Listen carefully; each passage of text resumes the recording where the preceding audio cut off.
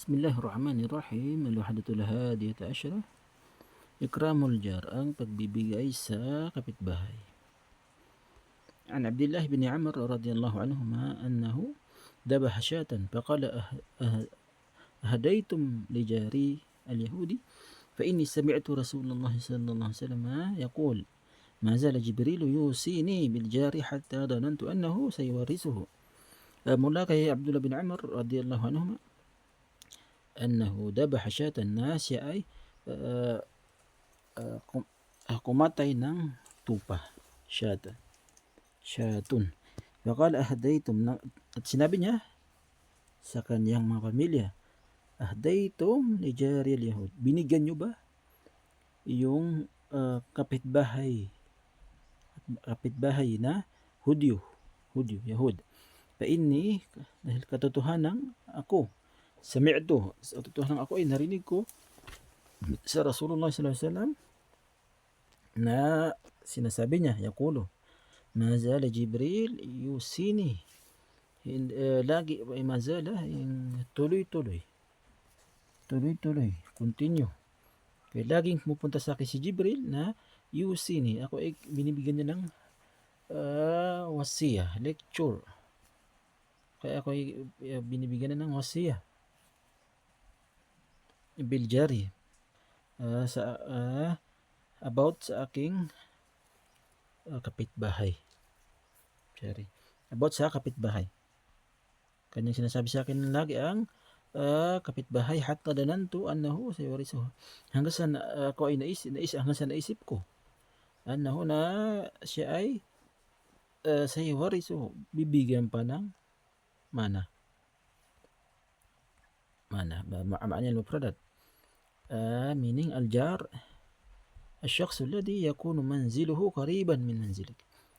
Ang jar daw ay shakhsu, taong siya yakun manziluhu, ang kanyang lugar ay qariban min manzilik, malapit sa iyong lugar. Ibig sabihin ang kanyang bahay ay malapit sa iyong bahay, kapitbahay. Syatun ay na'jatun, sabihin ay parang kambing, unsa. Ito ay pang babae kasi may taal marbuta. At ang panglalaki ay kharub, yung lalaking kambing, kharub. Okay, ito pa, pares din. Minalang ganam, at sila ay galing sa ganam. Ang ganam yung general name ng kambing. Parehas yung babae at lalaking kambing. Ahdaytum, a'ataytum hadiyatan. Sabihin ng ahdaytum ay a'ataytum hadiyah, binigyan nyo ng gift, hadiyah, gift, regalo. Pero ito yung inisip dito, yung pagbibigay ng yung pagkain. Okay? Mazala istamarra, tuloy-tuloy, continue. Jibril ismul malaki alladhi yanzilu bil wahyi.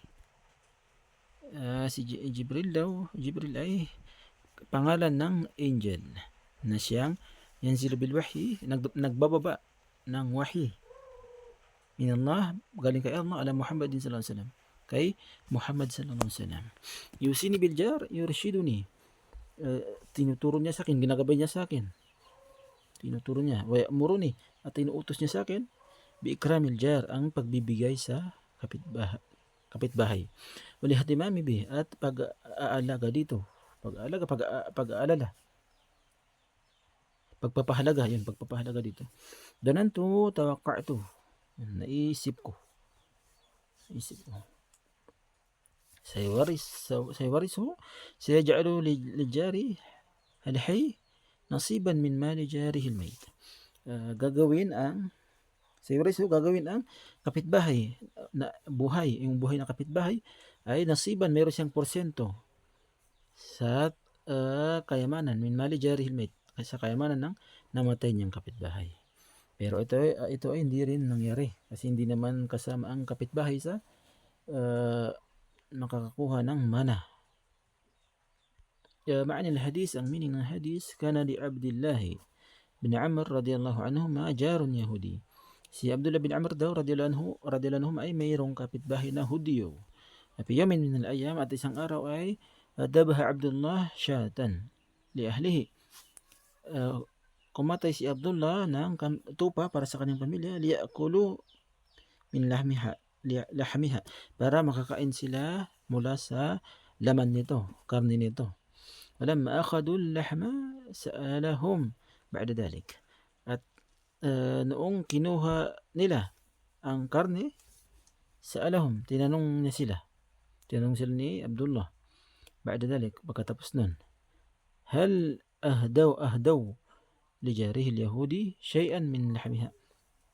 Binigyan nyo ba, ahdaw, binigyan nyo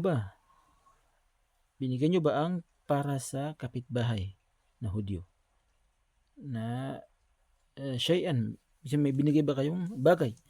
Binigyan nyo ba ng karne? Ganun, parang ganun. May binigay ba kayong bagay para sa Hudyong kapitbahay na mula sa karne, min lahmiha, yun, mula sa karne. Li'annahu ya'lamu, dahil siya ay, katotohanan siya ay ya'lamu, alam niya, si Abdullah, alam niya na, anna Allah ja'ala li jari haqqan 'azima ala jarihi. Alam niya na si Allah, ang katotohanan si Allah ay ginawa niya para sa kapitbahay ang napakalaking karapatan, haqqan 'azima ala jarihi, sa kanyang kapitbahay. Dalika anna Allah arsala Jibril alayhi salam ila nabiyina Muhammadin sallallahu alaihi wasallam. At dahil doon ay katotohanan si Allah ay isinugo niya si Jibril alayhi salam sa ating propeta Muhammad sallallahu alaihi wasallam biwasihi, sa biikrami al-jari wal ihtimami bih, sa kanyang pagwasiya, pagbibigay niya ng paalala kay sa pagbibigay sa biikrami al-jari, sa pagbibigay sa kapitbahay at pagpapahalaga dito. Ihtimami bih. Walaqad istamara Jibrilu yusi Muhammad sallallahu alaihi wasallam. Katotohanan si Jibril ay lagi na lang, continue, istamara, lagi niyang binibigyan ng wasiya si Propeta Muhammad sallallahu alaihi wasallam, wa yu'akkidu lahu al-haqq al-'azim lil jar, at kinukonfirm niya sa kanya ang napakalaking karapatan ng kapitbahay. Hatta danan Nabi sallallahu alaihi wasallam, hanggang sa naisip ng Propeta Muhammad sallallahu alaihi wasallam, anna Jibril sawpa yusihi, na si Jibril ay iwawasya niya sa kanya, iwawasya niya kay Propeta Muhammad sallallahu alaihi wasallam bi an yarisal jar min mali jarihi idha mata kanahu ahadu aqaribihi, na gagawin ni, sabihin, naisip ng Propeta Muhammad sallallahu alaihi wasallam na iwawasya din ni Jibril na gawing tagapagmana, kaya makakuha ng mana ang kapitbahay sa naiwang kayamanan ng kanyang kapitbahay kapag ito ay namatay. Kaannahu ahadu aqaribihi, na para bagang siya ay isa sa mga malalapit na kamag-anak niya. Wa hada yadullu ala ta'dimi haqqil jar, at ito ay tumutukoy sa kalakihan, so sa kung gaano kalaki ta'dimi haqqil jar, gaano kalaki ang karapatan ng kapitbahay ala jarihi, sa kanyang kapitbahay, walau kana ghayra muslim, maging ito man ay hindi muslim. Mga kapatid, kahit hindi muslim ang iyong kapitbahay, ay malaki pa rin ang kanyang karapatan sa iyo sa pagiging kapitbahay mo, kahit hindi siya muslim.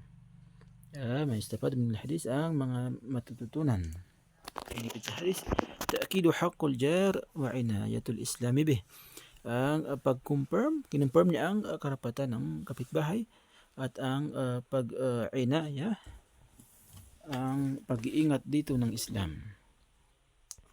Lil jari haqqun walau kana ghayra muslim, mayroong karapatan ang kapitbahay kahit ito man ay hindi muslim. Al-hadiyatu min asbabil 'atfi wal mahabbati bainan nas, ang pagbibigay, pagregalo ay kabilang sa mga paraan o dahilan min asbabil 'atf, ng pagiging maawain, pagmamahalan sa pagitan ng mga tao, kung bakit nabuo ang pagmamahalan, nagiging makakapwa. Tadribul awal hawil kama pinamudaj, palitan mo bayan sa example: ahda hamidun li sadiqihi ta'aman, أهدى حميد لصديقه خروفا binigyan. أهدى حامد لصديقه نعجة. حاول كمان في نموذج قالوا دين فالتمه أن أهديت لجارك فاكهة أهديتم لجارك فاكهة. Dari basalis imla الفراغات yang pipili ka doon sa gilid ng tamang sagot. Ratibul kalimat. Ito naman ay gagawin mo yan ng mga gagawin mong pagsunod-sunodin mo yan. Ratibul kalimat. Uunahin mo yung may guhit sa baba, yung azurul marida inayatan bih. التدريب الخامس هذه سؤالا مناسبا لكل من العبارات التالية. Magbigay ka ng tanong na angkop sa mga sagot na ito. Azurul marida inayatan bih. Min ayna ji'ta? Ganun. Mga tanong, gagawa ka ng tanong at yan ang angkop na sagot. التدريب السادس استعمل كل من الكلمات الآتية في جملة مفيدة. Itong mga kalima na ito, gamitin mo sila isa-isa. Gagawin mo sila ng jumla, sentence. التدريب السابع أجب عن الأسئلة التالية. Sagutan mo ang mga tanong na sumusunod. ماذا ذبح عبد الله بن عمرو بن العاص رضي الله عنهما. Ano ang kinatay ni Abdullah bin Amr? Number 2, an أي شيء سأل عبد الله أهله عندما رجع إلى بيته. Ano ang tinanong ni Abdullah bin Amr sa kanyang mga pamilya nung siya ay dumating? Pangatlo, man alladhi awsa ar-rasul sallallahu alaihi wasallam bil jar. Sino ang laging nagwawasiya kay Propeta sallallahu alaihi wasallam about sa kanyang kapitbahay? ماذا ظن الرسول صلى الله عليه وسلم بعد وصية جبريل عليه السلام. Ano ang naisip ng Propeta Muhammad sallallahu alaihi wasallam pagkatapos ng wasiya ni Jibril, ng mga paalala sa kanya ni Jibril alayhi salam. Panglima, hal yukrim al-muslim jarahu idha kana ghayra muslimin? Ma daliluk? Bibigyan ba ng muslim o kaya respeto ba ng muslim ang kanyang kapitbahay kahit ito ay hindi muslim? Ano ang iyong dalil? Assalamualaikum warahmatullahi wabarakatuh.